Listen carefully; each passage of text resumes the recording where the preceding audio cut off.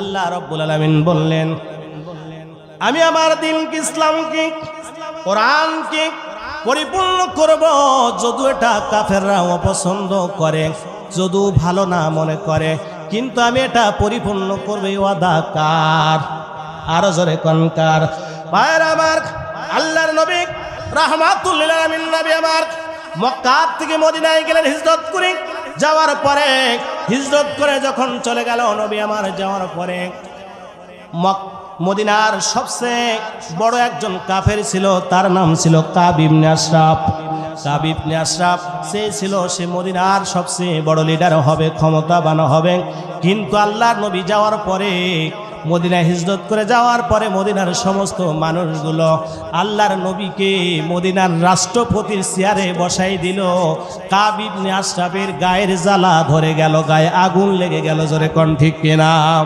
ইহুদি নেতা কাব ইবনে আশরাফ এবার যখন নেতা হতে পারল না, সাধারণ সমস্ত মানুষগুলো সব মুহাম্মদ রাসূলুল্লাহ সাল্লাল্লাহু আলাইহি ওয়াসাল্লামকে এক নজরে দেখার পরে বলল, কাব ইবনে আশরাফ রে, মদিনার নেতা হওয়ার যোগ্যতা তোমার মধ্যে নাই।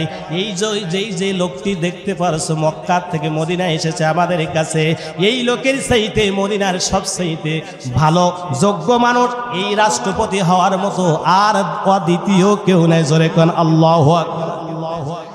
এটা যখন বলার সঙ্গে সঙ্গে সাধারণ মানুষগুলোর উপর কাব ইবনে আশরাফ গরম হয়ে গেল। তাদের উপর বিভিন্ন কায়দায় বিভিন্ন ষড়যন্ত্র করত ইহুদি নেতা কাব ইবনে আশরাফ।